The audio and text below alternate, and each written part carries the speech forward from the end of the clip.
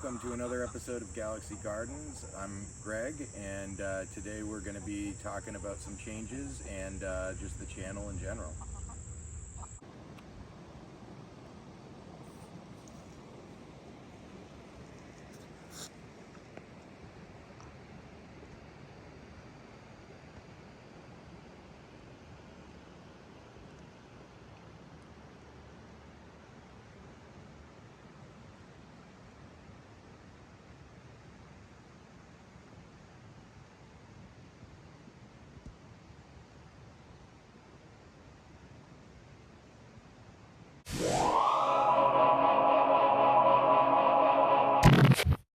Alright, so it's been 4 years since we started the channel, which was not long after we moved onto this property, so it's kind of cool to see how far we've come. We've got all these raised beds. What do we have, like 16 raised beds back here, and slowly but surely modernizing them to get these birdies, metal ones that are going to be a little bit more durable.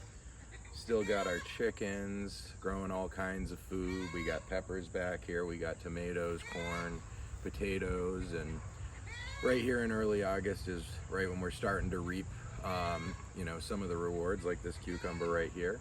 But it's still early, so we still got a lot more to harvest, and I just want to say thanks for everyone for supporting the page. This has been a very interesting few years on YouTube, and kind of posting the progression of our property and what we've been doing here. Something I'm very appreciative of is monitoring the growth of our fruit trees behind me. Most of them were just sticks when we planted them, and now they're huge. I'm sitting under our peach tree right now, and things just growing so fast. We're constantly changing where things are going, changing our methods for this property and our little microclimate we have in this backyard, and even different parts of our property too, because we get different amounts of sun and heat and shade. So it's always a learning process. I do want to show you, I'm going to cut to a clip I actually shot last week. We changed something with our strawberry patch, so go ahead, check it out. I'll meet you back here. It's so windy out today. It's a nice change, actually.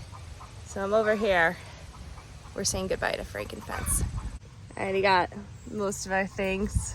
This just did not work out the way I wanted it to, and I could not keep up with the weeds. So we are mowing down the strawberries. It's just not worth it. So we might do something else with this patch. I'll show you what it looks like when it's all down. I am an army of one today, so let's see what we can do. Here's about half of it taken down. Like most things, it's so much faster and easier to take things out than it is to set them up. That's okay. We might get some raised beds, put them in here, get some new strawberries. These strawberries are good. They just, they're getting out competed. Biggest issue right now is this creeping Charlie. And something else in here. It's just stuck in the actual fencing. Whew. So, yeah, almost there. Then we're just gonna mow it over. Oh, that's not so bad. It took me like 15 minutes. And there she is. It's a whole patch. I'm gonna return it the way it was as much as possible. And now we're gonna get some of these weeds we don't want, and strawberries popping up every which way. That's all right. So I just gotta take these and move those. I have lemon queen sunflowers coming in. So now, even though I just moved these here, I have to move my catmint and my thyme bushes again. They just got established, so we can clear this out. I'm gonna move them somewhere under the fruit trees. But yeah, that's the project for the day. Just clearing that out. Okay, so the lawnmower's broken. One of the seat parts that connected to the steering wheel's broken, so we have to fix that. So I just weed whacked this. Yeah, pretty good. So whenever we get that going, we're gonna mow it. I got my, you can see the sunflowers, encampment. Just gonna move that stuff. This pile of the treetops, which, I mean, I think they grew back twice as high as I pruned them, so it's kind of pointless. But that's okay. You'll see over there, I mowed down the oregano. It's gonna come back. It was just getting out of control. I think it is stunting potentially the growth of this. Maybe not. Maybe I'm just, you know, indicating correlation and causation there, but perhaps not. At least I got some pears on there. This one literally has one pear. I have these 2 volunteer tomatoes I just found though, so they look like there's some kind of cherry tomato. Only ones I could think of that would have made their way over here that is even a cherry tomato or grew is champagne bubbles, maybe. I don't know if they're too big to move around, but I'm gonna dig them up anyways and find a spot for them. So, things are moving. Gotta say, it was like an hour's worth of work total, and basically back to where it was.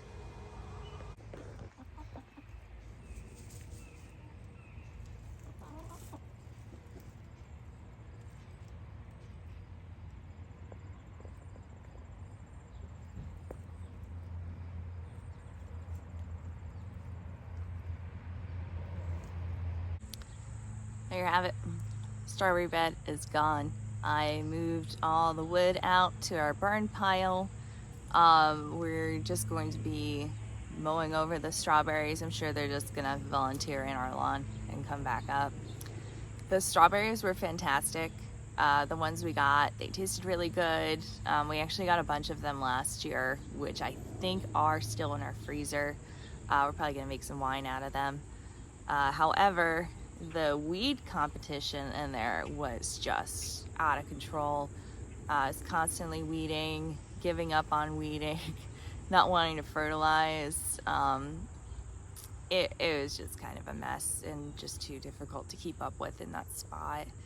And on top of that, we weren't able to really kind of divide and move the strawberries around the way we want to. For those of you who grow strawberries, you know, you're trying to move them around every, 2 or 3 years. So you know what's been producing for a while, what are the new runners that will be producing the next year. We just couldn't keep up with it in that spot. And there's just 2 of us doing all this, okay? We don't have a team here. It's just us. So we made a decision. It's just not worth it. We're gonna get rid of the extra fencing, probably keep the stakes, maybe make a fence somewhere else. One thing I was thinking of, probably a project for next year, is to get raised beds and put them with the fruit trees maybe. And then that way they'll be raised up above the ground where all this weed competition is. Have their own fresh soil. If there's any weeds that do get in there, they'll just be easier to take care of. So that's that. Now, aside from that, we have other fruit trees, and we've had pears coming in, peaches coming in. Even one of the apple trees had little tiny apples. They weren't great, but they came in. Actually got 2 apricots that were delicious, and we're hoping for more next year. And of course, our fruit bushes. We did also earlier this week have something happen with our fruit trees. So I'm gonna go ahead and cut to that right now. This apple tree, holding on for its dear life, I had to give it a brace, was full of apples. And they're all gone. Unless a person took them, I don't know, it possibly could have. a squirrel might have been able to climb up here, but those apples were not ready yet. They were on there good. I was thinking maybe a raccoon, but again, this tree has a brace, so it would have knocked it over. So I'm thinking maybe deer. But yeah, everything is gone. It's all gone. So I have to go pick what's left of my pears. I also stole some pears. That's a bummer. But oh well, I mean, they were small. They weren't like perfect apples, but they were ours. So now I gotta get these pears. Now, if you've never grown these types of pears, I think these are Bradley. No, oh my God. Bartlett, maybe? There's a certain time you know when they're ready to come off, but you can pick them like a little bit earlier. These are very close to their harvesting time. So you'll see they're on here. Usually if you just go like this, that happens. So these are actually ripe. Hold on, bugs in here. Oh my gosh. Dropping everything. There you go. That's it. You just push it up. If it's not ready, it won't pop off like this. If it is, it'll pop off. So that's what we're doing. This one, I just did that. And there you go. So these will stay in my fridge and will honestly be in there for probably a good month or two before they get super ripe. I could leave them out on the counter if I want to, but they are very good for storage. That's what we got. There were a few more on here. This wasn't a great pear year, but I'm just bummed. And then I think this is my green anjou. I might have these backwards. This one literally only has one pear on it. There it is. Ooh. Oh, no, these are two. Yep. Goodness. There you go. Yeah. This is the only one. And this tree that we topped and just decided it wanted to grow foliage. We let it grow foliage the other year and didn't get any pears. So then last year we'd give it the chop and we got one. So there is our brilliant pear harvest. Fortunately, we have peaches coming in also. Some of them got hit by the bugs. So we'll go through them. Maybe this weekend, I'm sure they'll be good. They're all up in there. Thank goodness for the berries this year. I'm sure nothing ate my blackberries just yet. And we were very fortunate. Nothing really got into the blackberries. There's a couple robins in our yard that will look me in the eye, look at the bush, look back at me, and then go steal the berry and fly away. Now, that's just, we consider that our property tax. We have a lot of birds in the area. Since we've been gardening back here, we've had even more birds in the area. So I welcome them, all the bugs we don't like, and if they take a couple berries, so be it. I mean, they even took all of our white blackberries off the bushes. I don't even know how they knew they were ripe because they're just white. They don't look too different from when they're not ripe. Maybe they have a sixth sense about it. I don't know.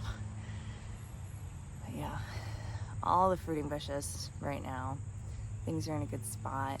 We really do appreciate the support these last few years. Last year,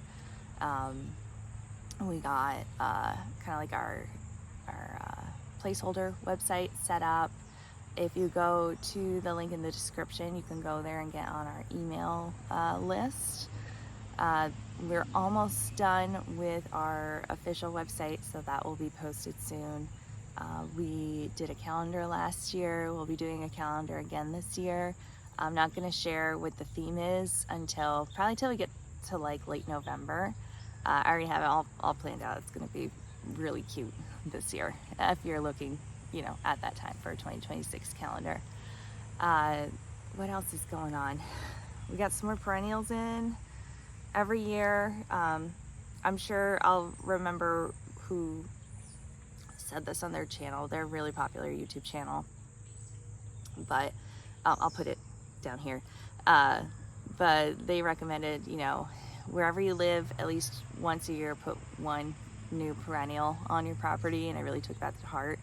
The perennials we added in this year were sunchokes and skirret, and I did get replacement honeyberry. So there's 3 right there. Whoever gets this property after us is either gonna love it and they're gonna have little sustainable food paradise, or they're gonna hate it and mow everything over. But you know, in the meanwhile, we'll get our food. We're definitely not gonna starve anytime soon. This has been great. Now, you see a lot of me in the videos. You've probably noticed lately that Greg hasn't been in here very much. The man's just so busy, and he does help in the background. We just don't really have time to record everything that he does because it's either like late at night or, you know, we're trying to fit it in between things. When you see me, it's because I'm decidedly taking like 10 minutes to shoot this for you.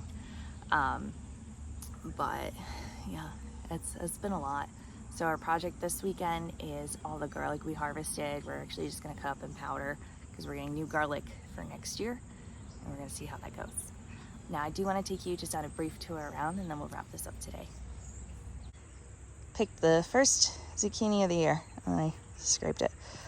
Our squashes have been really struggling.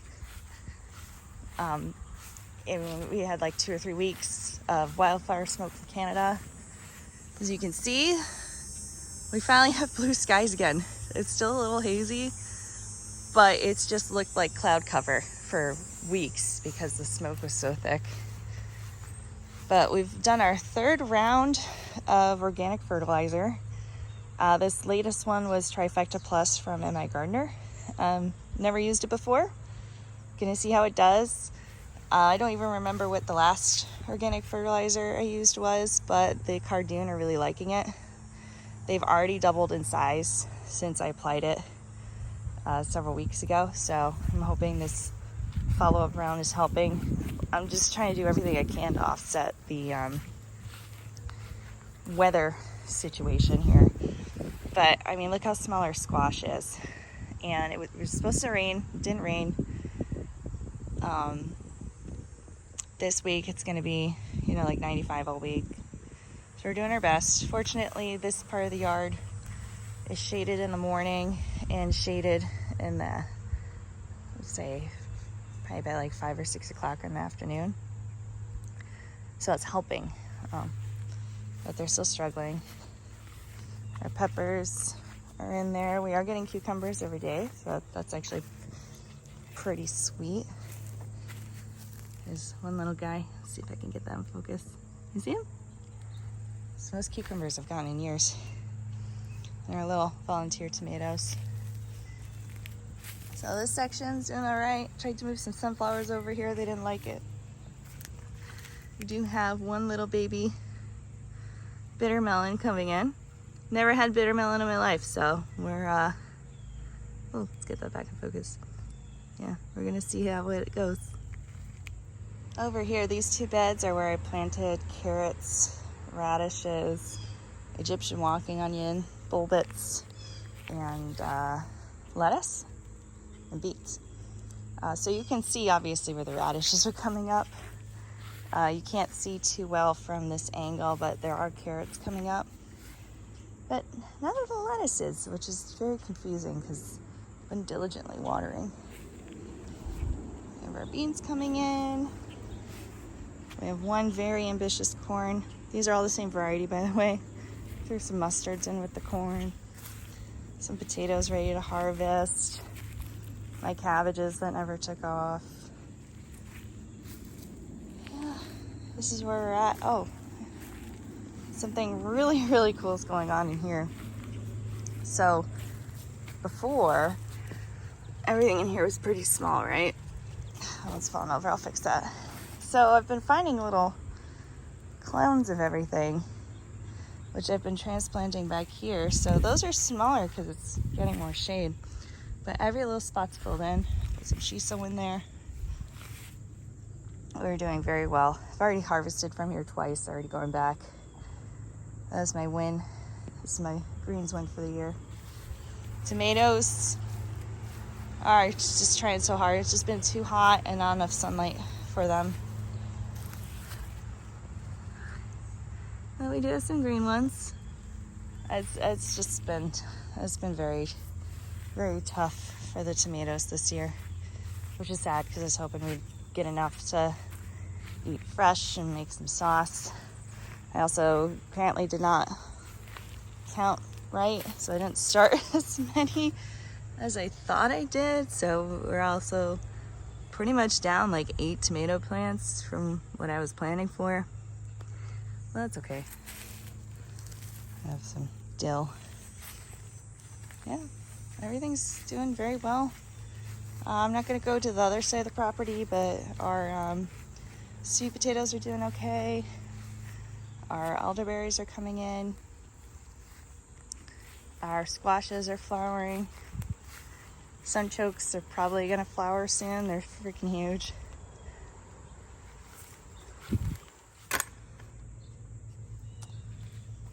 That's where everything's at right now.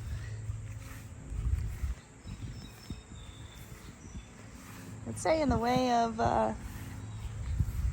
providing nutrients between the compost and organic fertilizer as a supplement, staying on top of the watering, diversity in types of plants we're growing, we're doing quite well. Wanted to show you the snowbank blackberries just to emphasize my point from earlier. So these 3 right in the middle there are unripe and they're not ready to go. Now this one here, which you can see there's just like a little bit of remnants left, that is ripe and is edible. They look so similar. I have no idea how the birds see. And no, you can see they stole everything. Bunch of jerks. That's okay.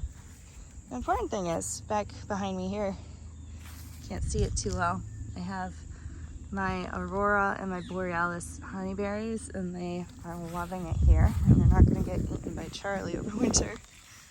And my white spruce is also doing quite well. The other one's still dead, but this one's doing good, and that's all we need. A happy little late summer weedy garden. Thank you so much for joining us these last 4 years. It's been a real pleasure sharing everything that we do here. We do sincerely hope that there was something that you learned, even if at a minimum it's that you can always and constantly experiment on your own property and see what works for you. Sometimes it's going to work out, sometimes it's not going to work out. We're constantly kind of figuring this out for ourselves. You can see I'm constantly trying to grow onions here, constantly trying to grow cabbage here. I have gotten cabbage, I have gotten onions, but it's not been consistent enough to say that we're really successful at it, which is okay. You're not going to be perfect at growing everything. Just get really good at what you are good at growing at, and you can supplement with everything else. I did try to sit on this little stump here, but it didn't work out, so now I'm standing.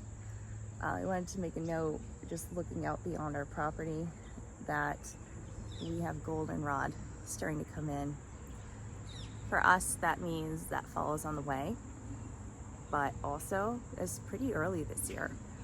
I noticed probably about 2 or 3 weeks ago in the hill towns surrounding us, because we're in Western Mass, we're right at the Berkshires. I've been seeing some goldenrod starting to flower over there, which means that they've been getting some cool periods or like cooler nights than we're getting. Where we are, it tends to stay warmer for a little bit longer, but some of our goldenrod's coming in. And it's interesting, it's not the full field behind us. It's just like maybe 3 or 4 plants here and there, which is also kind of unusual. But soon enough, this whole thing is just going to be a sea of gold. And I honestly don't need to collect anywhere. We have enough goldenrod in our house for like 2 years. I need to do something with it, but that's all right. So, fall's on the way. I am truly not prepared to let go of summer, although I do love fall in New England. But I don't know what this winter is going to bring. I think if we do get an early fall, then we're gonna have a snowy winter. So we'll see. At this point, honestly, I'm just happy the smoke has cleared out because it makes working outside really difficult. I can only imagine what the Midwest has been dealing with the last few weeks, because I know it was worse there than here, as well as, of course, like in Canada. So fortunately, that's a new norm to expect every year, which we've never really had except for the last few years. So that's what it is. But we're here to share our harvest. We're gonna have a lot of harvest coming in. A lot of starchy root vegetables too. I'm gonna try when the sunchokes come in to do fermentation. But we have so many things in our freezer that we need to process. I still have some tomatoes. I think I gave most of them to the chickens, but I think I still have tomatoes from last year. We have hot peppers that we need to make hot sauce with. I have a bunch of berries that we just need to get some champagne yeast for in cheesecloth so we can make wine. I might make some jam, we'll see. If the gooseberries this year, if I can't make something I like with them, quite honestly, I'm gonna rip those plants out. I'll probably give them to somebody else, and I will replace them with something else. They're very thorny, which is fine. I knew that going into it, but now that we've had them for a couple years, as far as like a fruit goes, they're fine. To me, they're just fine. They're kind of like blueberries, but like more bland until you cook with them. When you make jam, they're very strongly flavored, but they're fine. We'll see how that goes. So that's some plans for the future. I'm gonna go deal with our garlic that we harvested, a very sad garlic harvest. Our very sad garlic harvest, where even though they didn't have that much mulch on top of them, they didn't stratify over winter. So I just have little like garlic balls instead of garlic heads with like multiple cloves in them. That's my project for the rest of the day. And when Greg gets home, he's gonna be working on that as well. But we'll see you next time. I hope that your gardening this time of year is going well. And looking forward to these harvests, because now there's no more planting. It's just harvest the rest of the year. All right, I'll see ya.